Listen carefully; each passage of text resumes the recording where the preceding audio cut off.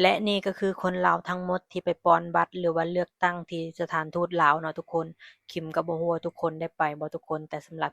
คิมไปเด้อทุกคนเพราะว่ารู้สึกว่าผู้นำที่เราเลือกเองก็คือสิดีเนาะทุกคนถือว่าวันที่15กุมภาคนมาเลือกตั้งก็โคตรหลายเนาะทุกคนอันนี้เป็นเฉพาะตอนเช้าเด้อทุกคนตั้งแต่7โมงพู้นแหละทุกคนและกระทั่งตอนนี้คนก็ยังบ่หมดเนาะทุกคนเพราะว่าหลายคนแรงทุกคนบางคนก็มาแต่เช้าแต่บางคนก็มาช้าแต่ก็ยังบ่ฮู้เนาะทุกคนว่าคนที่เลือกไปแม่นไผแน่และคนที่คิดออกแม่นไผแน่คือบ่ฮู้เลยเนาะทุกคนแต่ก็คิดออกไปมั่วแล้วก็เลือกเอาไปมั่วเนาะทุกคนเพราะว่าบ่ได้เบิ่งเลยว่าแม่นไผแน่คือบ่ฮู้อิหยังเลยไผแน่เป็นคือกันบ่ทุกคนและคิมขอถามแหน่ว่าทุกคนที่เบิ่งคลิปนี้มีไผแหน่ที่ไปทุกคนและมีไผที่บ่ได้ไปบ่ทุกคนขอถามแหน่เด้อทุกคนในคลิปนี้คันว่าคิมเว้าอิหยังผิดไปหรือเว้าอิหยังบ่ถูกก็ขอโทษนำเด้อทุกคนป้าทุกคนนะครับบอลัมกับบคิดว่าคนสิหลายขนาดนี้นะจนถึงขั้นว่าไปต่อคิวไปเรียนคิวกันเพื่อที่จะไปปอนบัตรเพื่อที่จะไปเลือกตั้งเนาะบอลัมก็ยังบ่ได้ไปนะครับยังบ่ได้ไปเพราะว่าบ่ฮู้ว่าสิเลือกผู้ใดดีสวัสดีครับสวัสดี FC ทางฝั่งไทยฝั่งลาวนะครับผมวันนี้ก็มาอยู่ในซ่องบ่าวลำซาแนลเส้นเก่าเส้นเคยนะครับป้าดพี่น้องบ่าวลำก็บ่คิดว่าคนสิหลายขนาดนี้นะนี่คือเอ่อคนลาวนะครับที่ไปเลือกตั้ง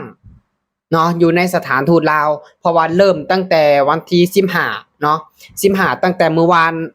วันก่อนพุ่นล่ะครับเนาะวันที่15กุมภาเริ่มจนถึงวันที่22เนาะวันที่22กุมภาตั้งแต่วันที่25ถึงวันที่22เนาะนี่ก็คือคนที่ไปนะครับโอ้ยไปยืนปวดแข้งปวดขานะไปยืนปวดแข้งปวดขาอดน้ำอดข้าวเสียเงินไปอันนี้ก็บ่ว่าแล้วนะครับเนาะไปใช้สิทธิ์ของตัวเองนะก็เห็นดีนำนะครับที่ไปก็ได้และบ่ล่ำก็ยังบ่ทันได้ไปนะเพราะว่า1มาก็ยังบ่ฮู้จักว่าสิไปเลือกผู้ใดดีเพราะว่าบ่ฮู้จักเลยนะครับบ่ฮู้จัก เพราะหยังนะครับมันบ่มีสิ่งที่ให้จดจำหั้นนะมันบ่มีสิ่งที่ให้จดจำแบบว่าถ้าคือแบบว่าผู้นี้อันนี้ก็ขออนุญาตเนาะแบบบ่ได้ว่านั่นเด้อนะถ้าว่าผู้ใหญ่เพิ่นเห็นก็ได้เพราะว่ายังบ่เห็นแบบว่าการทำงานหั้นนะเนาะยังบ่เห็นแบบการทำงานจังซี่อะถ้าคือแบบว่ามีผู้ที่ลงไปเลือกตั้งลงผู้มีผู้ที่ว่าลงชื่อสมัครหรือว่าลงชื่อแบบว่า เป็นอันเนี้ยนะลงชื่อเลือกตั้งเนี่ยแบบเห็นการทำงานแบบว่าลงไปใส่ใจกับประชาชนหรือว่าลงไปเบิ่งแยงประชาชนสิ่งใดบ่จบบ่ดีกลับไปปัวไปแปลงนะไปเบิ่งไปแยงประชาชนอยู่แบบไรกินแบบไรแบบเนี้ยยังพอเลือกถือเดะแม่นบ่อันนี้ก็ขออนุญาตเด้อถ้าเป็นแบบนี้เนี่ยยังพอเลือกถือนะเราต้องคิดได้ว่า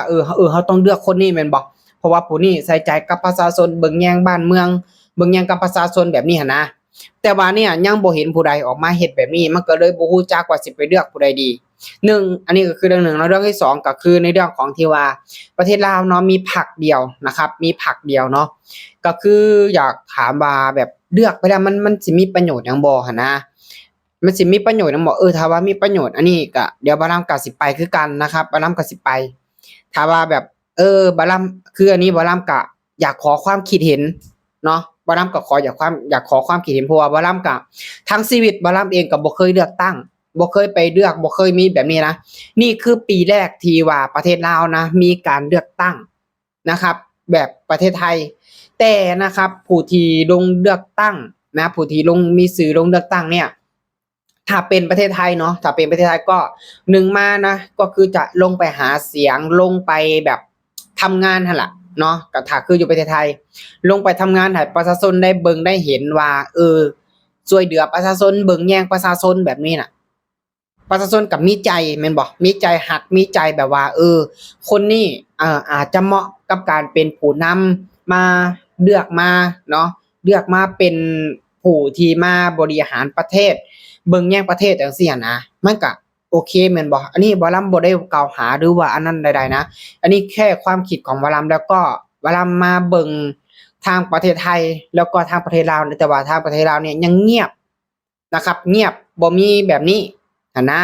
วารัมก็เลยแบบบ่คือบ่ฮู้ว่าสิไปเลือกผู้ใดดีนะครับ บ่ฮู้ว่าสิเลือกผู้ใดดีแล้วก็เลือกบ่ถูกพี่น้องนะครับนี่แหละบาลัมก็เลยยังบ่ได้ไปนะครับส่วนผู้ใดที่ไปแล้วก็ช่วยคอมเมนต์บอกบาลัมหน่อยเด้อนะช่วยคอมเมนต์บอกบาลัมหน่อยครับเพราะว่าบาลัมเองก็ยังบ่เคยไปแล้วก็ยังบ่ทันได้ไปเพราะว่ายังบ่ฮู้จักว่าสิเลือกผู้ใดนะก็มีหลายๆคนเนาะที่แบบว่าบาลัมเห็นในโซเชียลนะอันนี้คือเห็นในโซเชียลเนาะแบบว่าบางคนก็บอกว่าโอ้ผู้ใดสิไปก็ไปโดดเลือกตั้งเพราะว่าเนาะเลือกไปก็คือเก่าหันนะแบบเลือกไปก็อันนี้คือในคลิปนะที่แบบว่าบาลัมเห็นเนาะบาลัมก็ขอบ่เอามาลงเนาะเพราะว่าเดี๋ยวก็เจ้าจะอันนั้นนะครับบาลัมก็ขออนุญาตบ่มาลงเนาะเห็นก็เจ้าอัดลงคลิปอะนะอัดคลิปลงโซเชียลบอกว่าเลือกไปก็คือเก่าหั่นล่ะเพราะว่าอย่างมันประเทศลาวอ่ะมีพรรคเดียวแล้วก็เจ้าก็ล็อกกันเองไว้แล้วแบบก็เจ้าเลือกกันเองไว้แล้วที่จริงอ่ะแต่ว่าเนี่ยแค่เอาสื่อลงมาแบบว่าอยากให้ประชาชนใช้สิทธิ์ใช้เสียงเฉยๆนะ อันนี้บ่รับก็บ่ฮู้ดอกว่าจริงหรือบ่จริงแม่นบ่หรือบ่แม่นนะอันนี้บ่รับก็บ่รู้คือกันนะครับแต่บ่รับเห็นในคลิปในโซเชียลนะครับเพราะว่าประเทศลาวน่ะมีพรรคเดียวนะครับแบบบ่มีฝ่ายต่อต้านบ่มีแบบอันนั้นจังซี่อะนะครับบ่คือจังประเทศไทยเนาะนี่ล่ะที่แบบว่าอันนั้นน่ะนะครับที่แบบว่าอิหยังคือบ้านเมืองนะครับบ้านเมืองเนี่ยสงบสุขกว่าจริงนะสงบสุขกว่าจริงแต่ว่ามันจะไปได้ช้านะครับมันจะไปได้ช้าเพราะว่าบ่มีฝ่ายต่อต้านแบบบ่มีฝ่ายที่แบบว่าอันนั้นหั่นนะอันนี้วารัมที่วารัมเว้าขึ้นมาเนี่ยวารัมบ่ได้สร้างความปั่นป่วนหรือบ่ได้แบบว่ายุแยะอะไรๆนะวารัมบ่ได้ว่าหรอกเพียงแค่เบิ่งนะครับอันนี้ก็ขออนุญาตพ่อแม่พี่น้อง FC ทางฝั่งไทยเนาะเพราะว่าบาลัมเบิ่งข่าวติดตามข่าวทางฝั่งไทยนะครับคือมันจะแตกต่างกันกับฝั่งลาวหั่นนะคือทางประเทศไทยนะครับแบบมีหลายพรรคแม่นบ่มีหลายพรรคแล้วก็ถ้าว่าพรรคนึงหรือว่าทางรัฐบาลนะครับทำในสิ่งที่บ่ถูกหรือว่ารังนัดแบบบ่เฮ็ดหยังอ่ะจังซี่นะครับคือทางฝ่ายต่อต้านหรือว่าทางอีกพรรคนึงนะครับก็จะพากันออกมาเว้าออกมาท้วงจังซี่นะแล้วก็เพื่อที่จะให้ทางภาครัฐเนี่ยนะครับทำงานนะครับเพราะว่าในการที่ว่า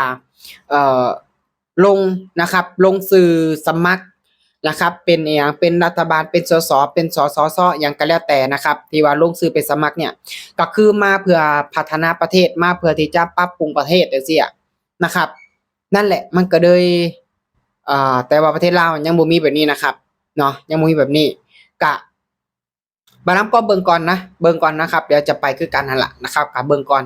เนาะเพราะว่าตอนนี้ก็ยังบ่ได้ไปเพราะว่ายังคิดบ่ออกบ่ว่าบ่ฮู้ว่าสิเลือกผู้ใดดีเนาะก็จังไดก็ขอขอบคุณพ่อแม่พี่น้อง FC ฝั่งไทยฝั่งลาวเด้อที่ติดตามรับชมคลิปนะครับสำหรับคลิปนี้เนาะบาลัมก็จะขอฝากไปแค่นี้เนาะขอขอบคุณครับผม